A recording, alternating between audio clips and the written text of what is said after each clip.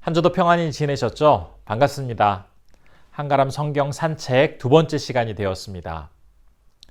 우선 우리 지난 시간에 살펴보았던 내용 한번 정리해 보도록 하겠습니다. 포로로 바벨론에 끌려갔던 이스라엘 백성들은 세 차례에 걸쳐서 예루살렘으로 귀환하게 되었습니다. 첫 번째로 1차로 귀환한 그 사람들은 우선 성전을 다시 건축하기 시작합니다. 중간에 여러 가지 어려움도 있었지만 결국 성전은 완공되었고 그 완공된 성전을 하나님 앞에 봉헌하게 됩니다. 하지만 성전이 완공된 지 70년이 지났음에도 여전히 예루살렘 성벽은 무너진 채 방치되고 있었습니다. 성벽이 무너져 있었기 때문에 언제라도 다른 세력들의 공격을 받을 수가 있었고 참 어려운 상황을 맞이할 수도 있었음에도 불구하고 누구 하나 선뜻 나서서 성벽을 다시 재건할 마음을 가지고 있지 못했습니다.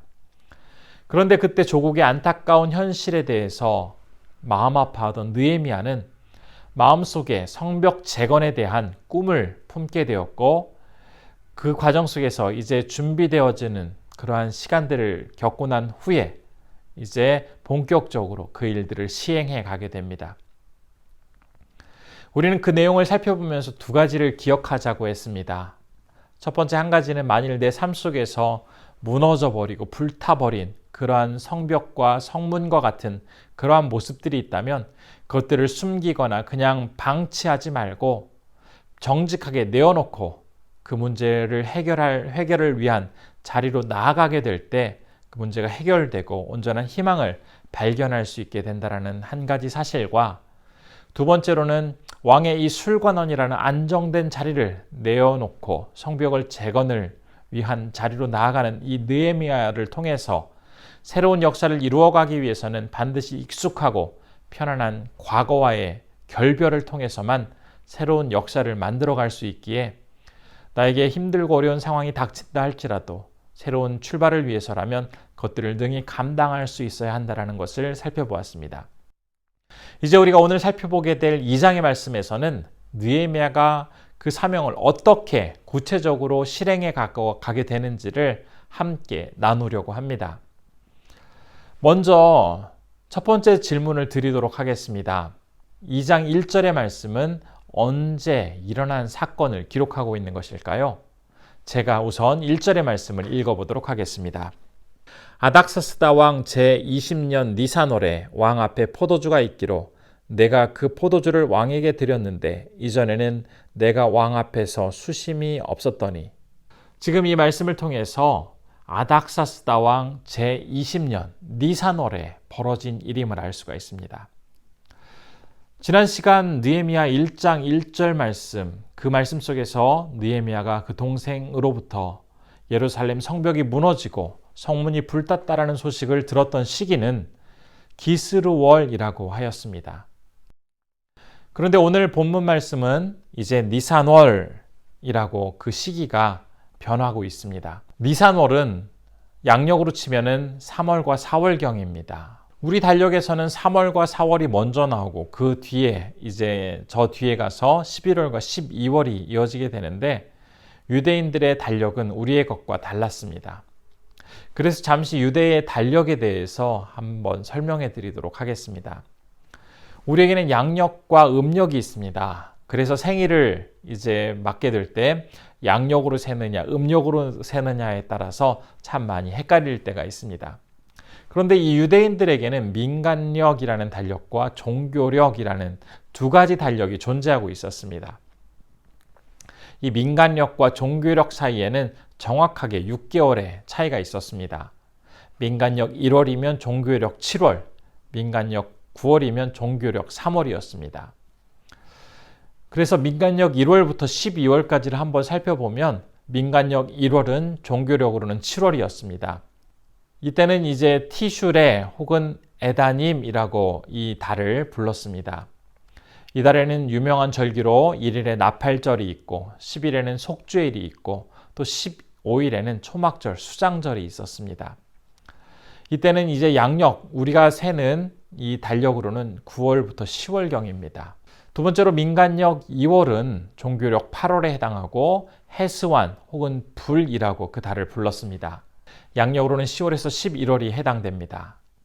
민간력 3월은 종교력 9월로 기스르월이라고 불렀습니다.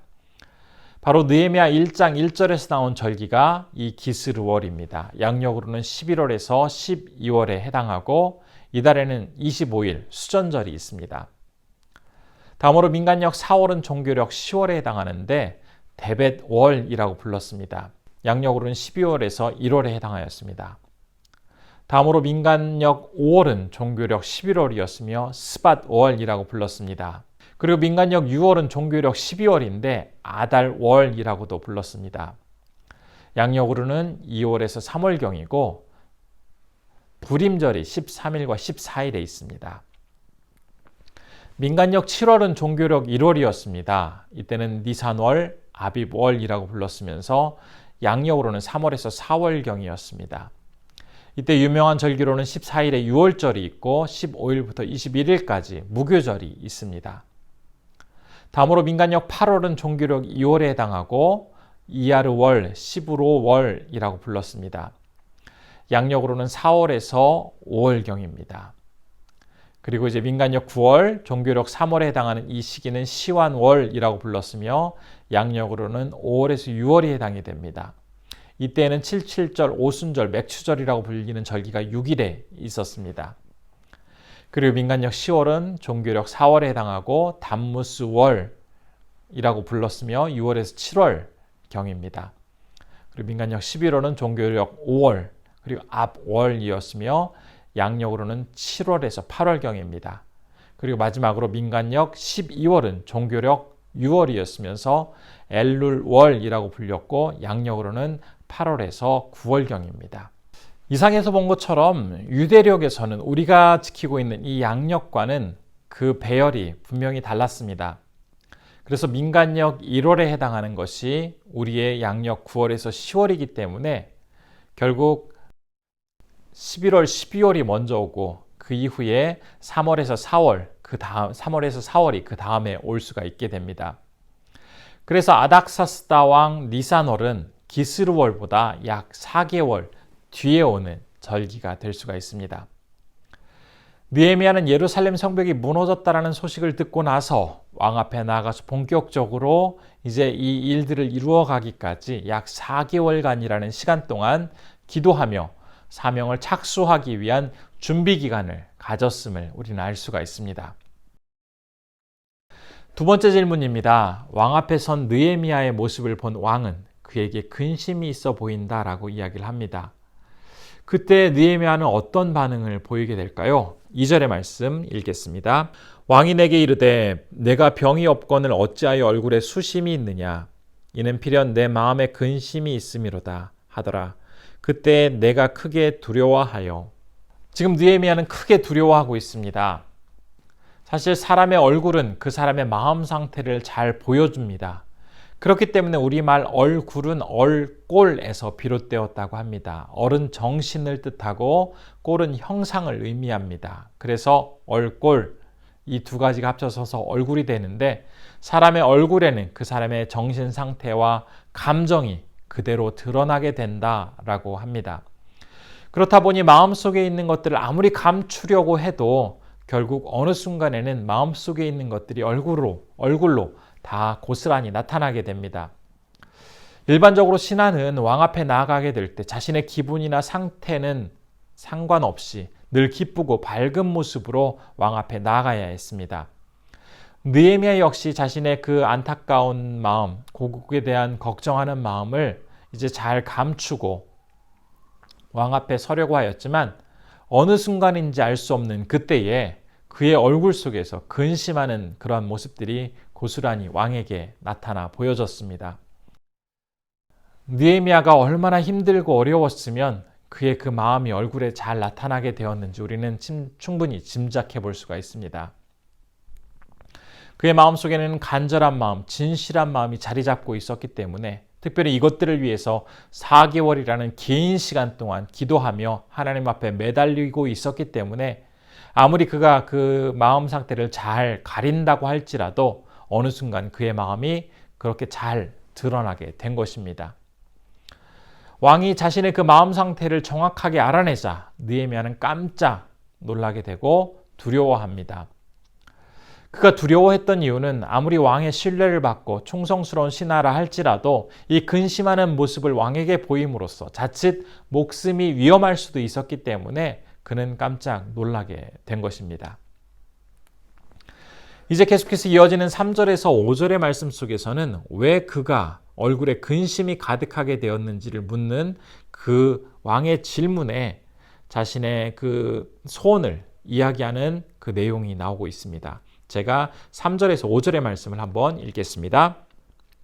왕께 대답하되 왕은 만세수를 하옵소서. 내 조상들의 묘실이 있는 성읍이 이제까지 황폐하고 성문이 불탔사오니 내가 어찌 얼굴에 수심이 없사오리이까 하니 왕이 내게 이르시되 그러면 내가 무엇을 원하느냐 하시기로 내가 곧 하늘의 하나님께 묵도하고 왕에게 아뢰되 왕이 만일 좋게 여기시고 종이 왕의 목전에서 은혜를 얻었사오면 나를 유다 땅 나의 조상들의 묘실에 있는 성읍에 보내어 그 성을 건축하게 하옵소서 하였는데, 세 번째 질문입니다. 3절에서 느헤미야가 말한 얼굴에 근심이 가득한 이유는 무엇 때문이었습니까?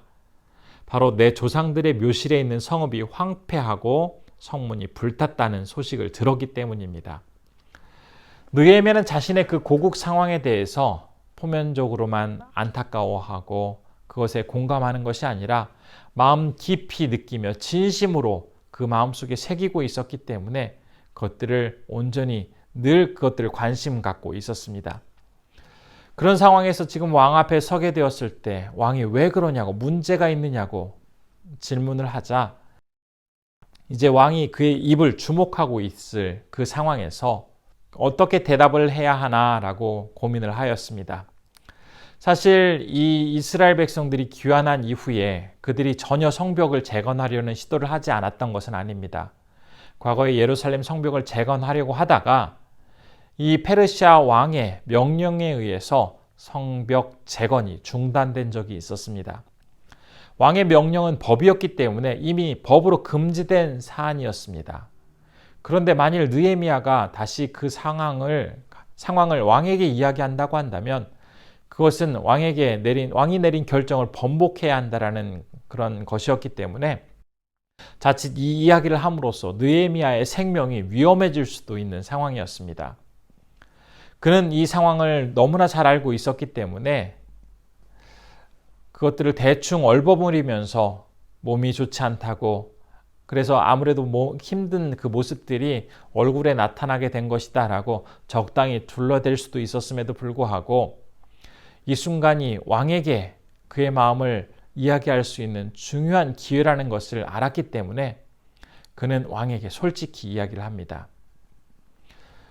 우리는 살면서 하나님이 나에게 주신 비전을 실천할 수 있는 기회가 주어지기를 간절히 기다리고 또 소원합니다. 그러나 그 기회는 노크할 타이밍을 기다리는 과정 속에서 우리에게 나타나는 것이 아니라 실제로 문을 두드리는 이 행동을 통해서 기회가 찾아오게 됩니다. 가만히 있는데 딱 기회가 두 발로 나에게 찾아오는 것이 아니라 내가 그것을 찾기 위해서, 만나기 위해서 실제로 두드리며 행동으로 옮길 때에 비로소 하나님이 준비해 놓으신 기회를 만날 수가 있게 됩니다. 느헤미야 역시 마음에 품고 있던 비전을 놓고 오랫동안 기도하고 있었고 마침내 그에게 두드릴 그 기회가 찾아오자 주저하지 않고 행동으로 나타내 보였습니다. 그런데 그는 참 지혜로운 사람이었기 때문에 이미 왕이 내린 그 성벽 재건을 금하는 그 내용을 거스르지 않고 또 왕에게 불편한 감정을 일으키지 않고 조심스럽게 이야기를 꺼내기 시작합니다.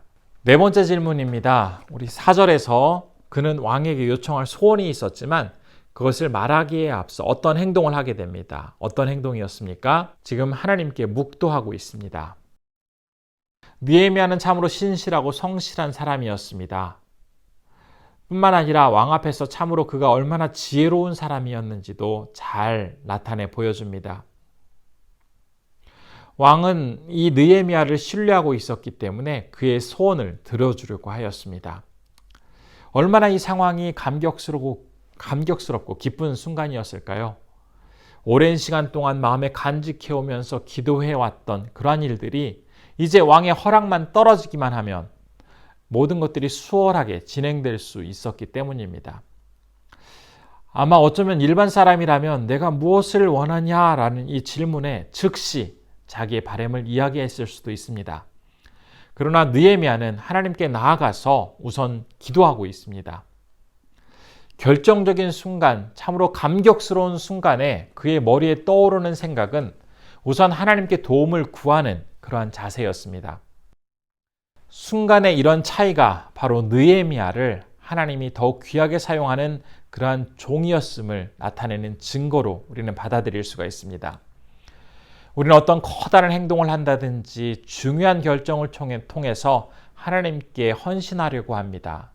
그러나 진정 하나님 앞에 더욱더 신실한 모습으로 나아가는 사람은 나의 삶에 있어서 짧은 순간, 작은 어떤 동작과 그러한 일, 무의식적인 그러한 순간에도 하나님을 의지하고 하나님을 찾는 그러한 모습을 통해서 그가 다른 사람과 다르다라는 것을 나타내 보여줍니다. 우리 또한 이 모습을 기억하면서 나의 작은 삶의 순간 속에서, 모습 속에서 분명히 하나님을 의지하는 모습을 통해서 참된 신자이고 참된 그리스도인임을 나타내 보여야 하겠습니다. 5번째 문제입니다. 5절에서 그가 왕에게 요청한 소원은 무엇이었습니까? 느헤미야는 왕의 질문에 대해서 유다 땅 나의 조상들의 묘실이 있는 성읍에 보내서 그 성을 건축하게 하옵소서라고 대답을 합니다. 왕이 자신의 말을 들어주려고 하자 그는 기쁜 마음으로 이제 이야기를 시작합니다. 그런데 예의를 갖추어서 정중하게 자신의 그 소원을 이야기하고 있습니다.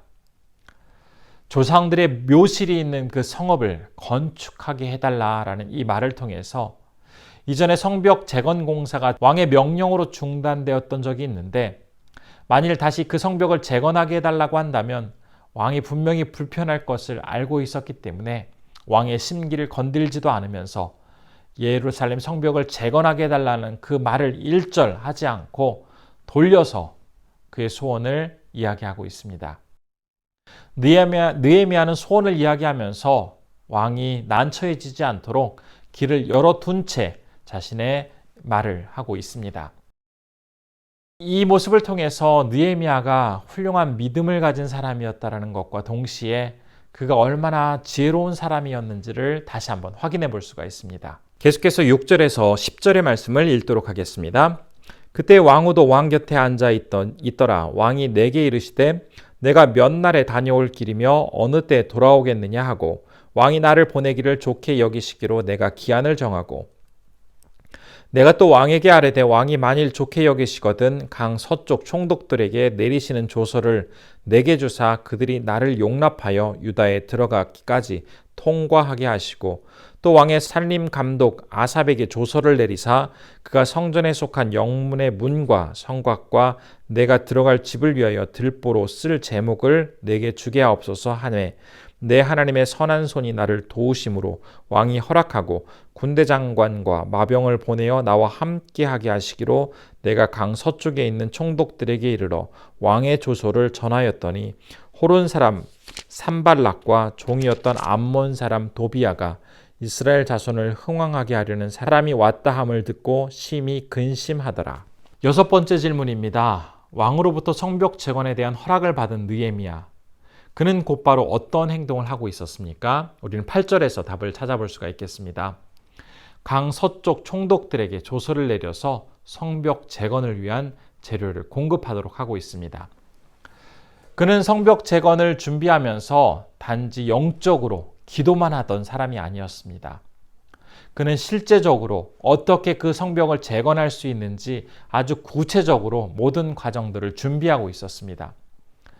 느헤미야의 탁월한 리더십은 그가 종교적으로 뛰어난 영성만을 가지고 있는 것이 아니라 실제로 삶의 현장에서 구체적인 방법을 마련하고 실천하는 이 과정들을 통해서 그가 얼마나 성실하고 유능한 사람인지를 잘 나타내 보였던 것입니다.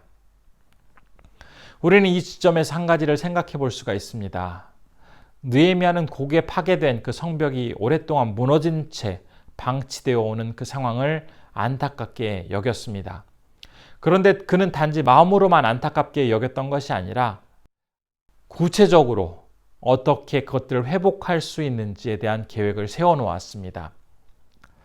아까 앞에서도 말씀드렸습니다마는 기회란 나에게 찾아오기만을 기다린다고 해서 나에게 오는 것이 아니라 구체적인 행동으로 옮겨질 때 비로소 기회가 열리게 된다라고 말씀드렸습니다. 그리고 나에게 찾아온 이 기회가 성공적으로 그 목적지까지 잘 이루도록 하기 위해서는 아주 구체적인 계획이 있어야 합니다. 그래야만 실제적으로 일이 잘 진행될 수 있기 때문입니다. 제가 구체적으로 계획을 세우는 것이 얼마나 큰 힘을 나타내 보여주는지를 생각하게 해주는 하나의 책의 내용이 있었습니다. 역사상 가장 위대한 농구 스타로 알려진 사람, 바로 마이클 조던입니다. 그를 인터뷰한 기사를 또 책에 실었습니다. 15년 동안 그는 시카고 불스라는 팀에서 뛰면서 농구의 전설적인 존재로 남아 있었습니다. 그는 상대가 어떤 사람인지, 어떤 팀이든지 상관없이 매 경기마다 평균 32점을 득점하였습니다. 그래서 기자가 그에게 어떻게 오랫동안 이렇게 평균을 유지할 수 있는지 그 비결을 묻자 그의 대답은 정말 간단하였습니다. 한 번에 총 4개의 회로 구성되어 있는 이 농구 경기, 각각의 회를 쿼터라고 부릅니다. 각 쿼터에서 8점, 그러니까 평균적으로 4번의 골만 넣으면 얼마든지 달성할 수 있는 기록이었다라고 말을 하고 있습니다. 마이클 조던은 최소한 한 쿼터에 4번의 골을 넣겠다라는 구체적인 계획을 가지고 있었고 그 계획을 실제적으로 실천함으로써 역사상 가장 훌륭한 농구 선수 중에 한 명으로 기억될 수 있었다라고 합니다. 이처럼 우리 또한 어떤 삶의 무너진 영역, 다시 재건해야 할 영역을 정해놓고 그 재건 작업을 진행하게 될 때 단지 기회가 오기만을 기다릴 것이 아니라 내가 먼저 그 일들을 행하기 위한, 그 일들을 실천하기 위한 행동을 시작해야 하겠습니다. 또한 그 기회가 열리게 되었을 때 아주 현실적이고 구체적인 계획을 세워놓음으로써 그 목표에 실질적으로 잘 도달할 수 있는 그러한 구체적인 준비를 하고 있어야 하겠습니다. 만일 아무런 계획 없이, 구체적인 계획 없이 추상적으로만 그것들을 생각하고 있다면 결코 목표에 도달하기란 참으로 어렵게 될 것입니다. 7번째 문제입니다. 이제 느헤미야가 예루살렘에 도착한 이후 그는 어떠한 행동을 하였습니까? 11절에서 12절의 말씀 한번 읽어보도록 하겠습니다. 내가 예루살렘에 이르러 머무른 지 사흘 만에 내 하나님께서 예루살렘을 위해 무엇을 할 것인지 내 마음에 주신 것을 내가 아무에게도 말하지 아니하고 밤에 일어나 몇몇 사람과 함께 나아갈새 내가 탄 짐승 외에는 다른 짐승이 없더라. 그는 3일 동안 머물다가 이후에 다른 사람들 몇 명과 조용히 상황을 확인합니다. 느헤미야는 우선 3일 동안 이 예루살렘에 머물면서 하나님께서 무엇을 하기를 원하시는지 조용히 살피는 시간을 가졌습니다. 그리고 이제 3일이 지났을 때 하나님은 그에게 무엇을 해야 할지 구체적으로 가르쳐 주셨습니다. 이처럼 믿음의 사람은 아무리 내가 철저히 계획하고 잘 준비했다 할지라도 결정적인 순간에 또한 최종의 순간에 겸손히 하나님의 뜻을 구하는 그 과정을 통해서 더욱더 명확하게 자신이 나아가야 할 방향을 확인할 수가 있게 됩니다. 그리고 나서 이제 느헤미야는 밤에 최소의 사람만을 데리고 현장을 살피기 시작합니다. 우리가 지난 시간에도 본 그림인데요. 느헤미야가 어떤 말과 같이 보이는 그 동물을 타고 성을 돌아보는 그림입니다. 이 구절의 표현처럼 다른 사람들은 보이지 않고 느헤미야와 그 일행만 조용히 성벽을 살피고 있습니다. 느헤미야는 이론적으로만 모든 계획을 준비한 것이 아니라 실제로 걸어가면서, 실제로 다니면서 구체적으로 그 상황을 살폈습니다. 삶의 회복과 재건 역시 기다리고 있으면 언젠가는 자연스럽게 일어나는 것이 아니라 다른 사람이 자고 있는 그 시간, 다른 사람들은 미처 신경 쓰고 있지 못하는 그 상황에서 누군가는 울고 살피고 기도하고 힘쓴 결과로 다시 세워지게 됨을 우리는 이 사실을 통해서, 이 내용을 통해서 다시 한번 기억해 볼 수 있습니다.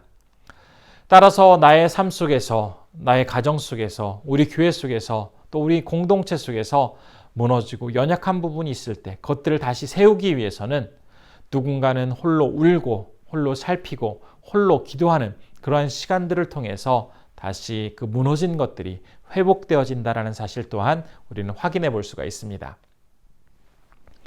8번째 문제입니다. 느헤미야가 밤에 둘러본 예루살렘의 모습은 어떠하였습니까? 13절에서 15절의 말씀 제가 한번 읽겠습니다. 그 밤에 골짜기 문으로 나가서 용정으로 분문에 이르는 동안에 보니 예루살렘 성벽이 다 무너졌고 성문은 불탔더라. 앞으로 나가 샘문과 왕의 못에 이르러서는 탄 짐승이 지나갈 곳이 없는지라. 그 밤에 시내를 따라 올라가서 성벽을 살펴본 후에 돌아서 골짜기 문으로 들어와 돌아왔으나 그는 성벽이 다 무너지고 성문은 불타고 짐승을 타고서는 더 이상 지나갈 수 없는 그러한 상황이었음을 알 수가 있었습니다. 느헤미야는 지금 지도에서 보는 것처럼 골짜기의 문에서 나와서 짐승을 타고 성을 살피기 시작합니다. 지도 제일 아래에 있는 분문까지 이르게 되는데 이 거리는 약 456m가량 되었다라고 합니다. 분문은 각종 배설물과 쓰레기를 가져다가 버리고 또한 태우는 지역이었습니다. 분문까지 오는 동안에 용정이 있었지만 그 지역의 성벽은 다 무너지고 너무나 볼품없는 그러한 우물의 모습을 지니고 있었습니다. 이후에 이제 지도에 보이는 것처럼 네모로 되어 있는 이 왕의 못, 신약 시대에는 바로 이곳을 실로암이라고 부르게 됩니다.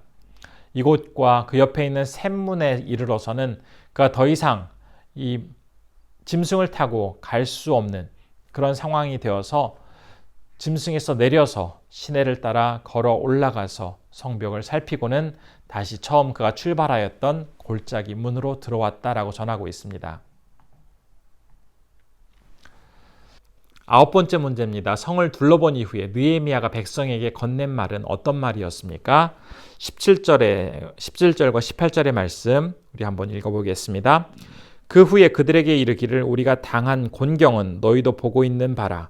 예루살렘이 황폐하고 성문이 불탔으니 자 예루살렘 성을 건축하여 다시 수치를 당하지 말자 하고 또 그들에게 하나님의 선한 손이 나를 도우신 일과 왕이 내게 이른 말씀을 전하였더니 그들의 말이 일어나 건축하자 하고 모두 힘을 내어 이 선한 일을 하려 하매 그는 하나님의 선한 손이 도우신 일과 왕이 이른 말씀을 전하였습니다. 그는 비록 밤중에 조용히 성벽을 돌아보았지만 그가 무엇을 보았는지, 그가 본 것은 그 상황이 어떠하였는지 전혀 이야기하지 않았습니다. 또한 자신이 얼마나 근면한지 탁월한 안목을 가지고 있는지도 나타내지 않았습니다.